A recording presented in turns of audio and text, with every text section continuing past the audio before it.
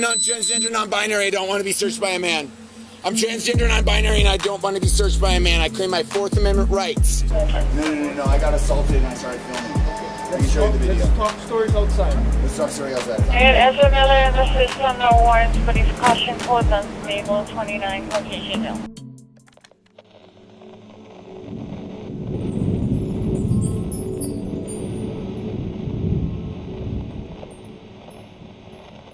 Hey everyone, thanks for joining me today for part 3 of What Happened to Ezra Miller. Please smash the like, share the video, and subscribe.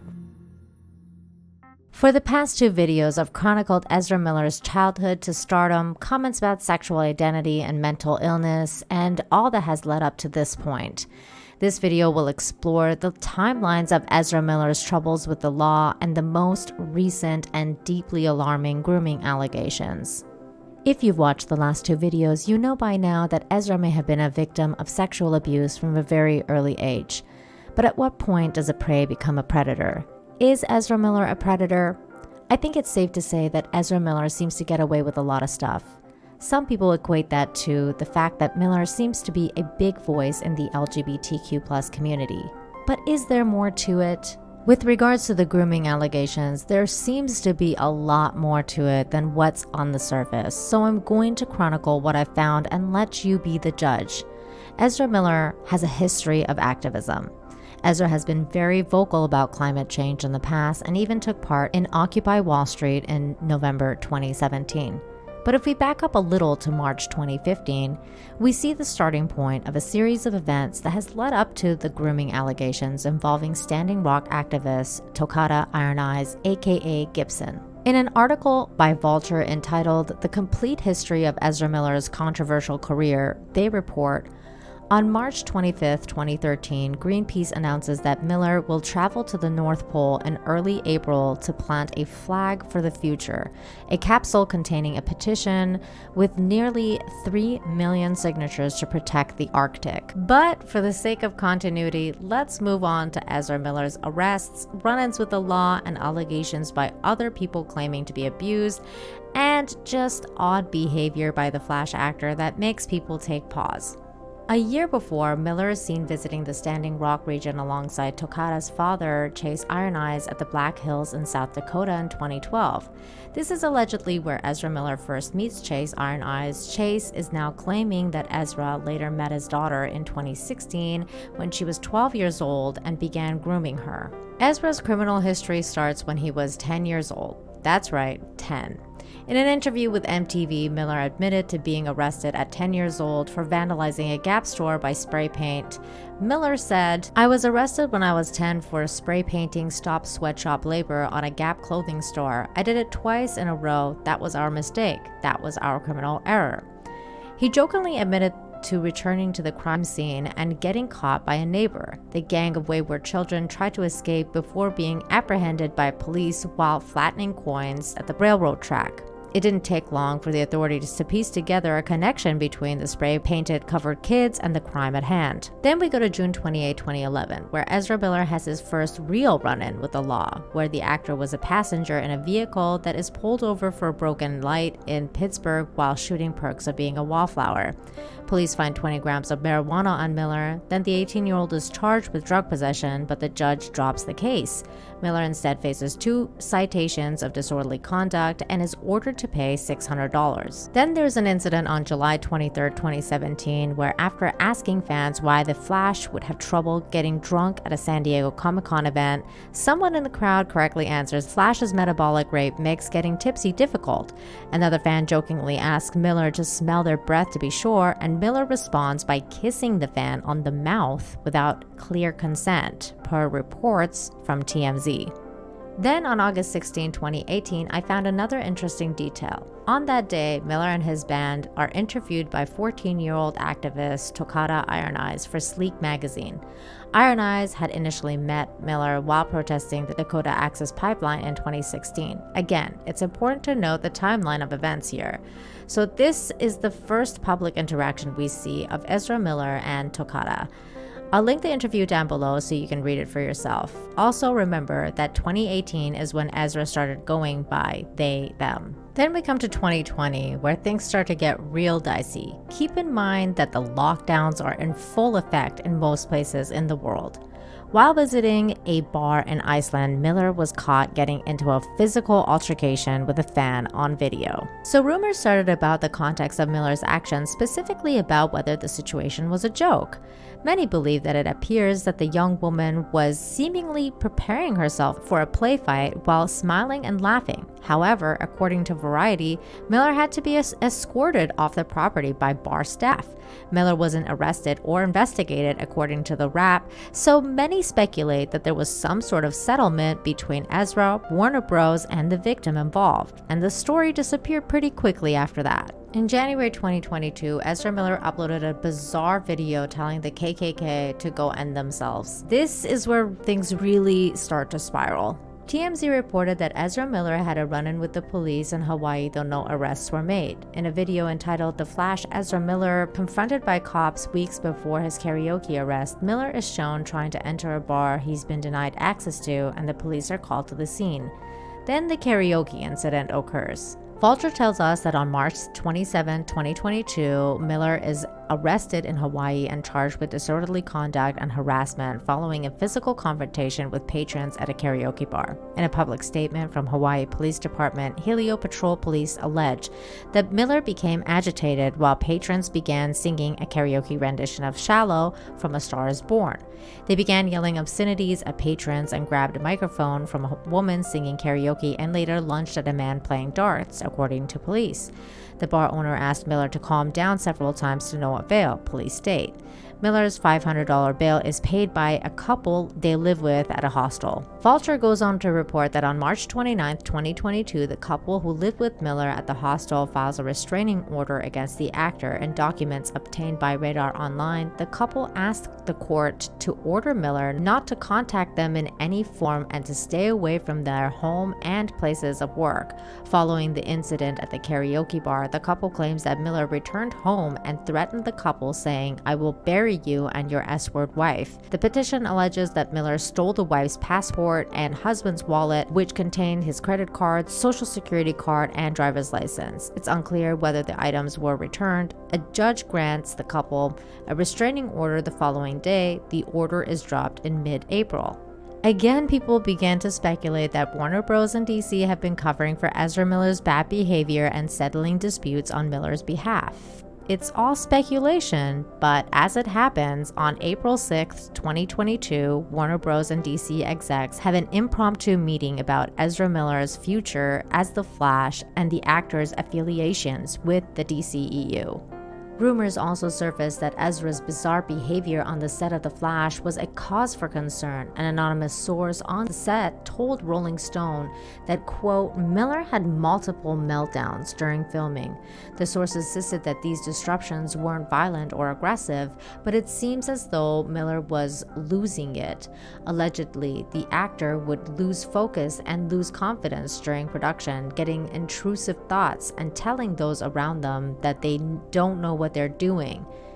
These are the first accusations against Miller that directly address their work ethic and behavior on set. But that didn't stop Ezra from getting into more trouble in Hawaii, because just days after the meeting, Miller was once again arrested on April 19th, 2022 for allegedly throwing a chair which hit a woman at a private party, leaving the 26-year-old woman with a half-inch cut on her forehead. In a public statement from Hawaii police, authorities say that Miller was arrested around 1:30 a.m. during a traffic stop and released from custody at around 4 a.m. pending further investigation. Also in April, another set of accusations was dropped by TikToker Mia Solange, who is also non-binary, claiming that she was dating Miller and that the Flash actor was abusive.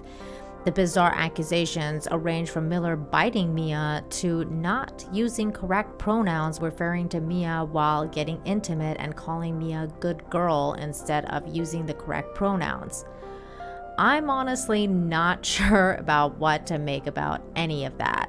Next, Vulture reported that on May 16, 2022, music producer Oliver Ignatius and rapper Gaze Guevara claimed that Miller stole the music they worked on and posted it on social media without credits. Ignatius and Miller met up in both the Northeast and Hawaii to collaborate on new music weeks before their first arrest in Hawaii. Ignatius plans to file a court order for Miller to take the music down. The link to the songs are no longer featured on Miller's Instagram bio. In fact, Ezra Miller has now completely erased the Instagram account following a series of bizarre posts making fun of the court's attempt to find and serve the restraining order papers. And finally, here we are, caught up to the grooming allegations. Vulture reports that on June 8, 2022, TMZ reported that Miller groomed Gibson Iron Eyes. In court documents obtained by TMZ from the Standing Rock Sioux Tribal Court, Gibson's parents, attorney and activist Chase Iron Eyes and pediatrician Sarah Jumping Eagle seek intervention from the court, alleging that Miller has been involved with their child since they were 12. A judge signed the request for a protective order, which says Miller cannot contact the child, Sarah, or Chase, or be within 100 yards of their residence. Ever since, Chase and Sarah have gone on Twitter and posted many tweets alleging that Ezra groomed their daughter and gave her LSD.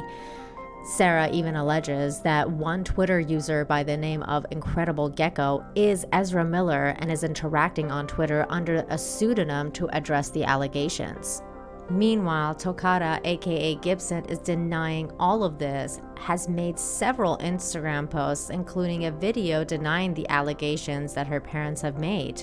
But that's not even the end of it. On June 16, 2022, the Daily Beast reported that a mother and her 12-year-old child traveled to the local courthouse in Greenfield, Massachusetts, and were granted a temporary harassment prevention order against Ezra Miller after alleging that the actor menaced their family one evening in their downstairs neighbor's home and acted inappropriately towards the non-binary youngster. The article goes into detail about the situation, but as of yet, Ezra Miller has not officially made contact with anyone and hasn't been located. I wonder if he's somewhere on his 95-acre farm. Oh wait, there's more!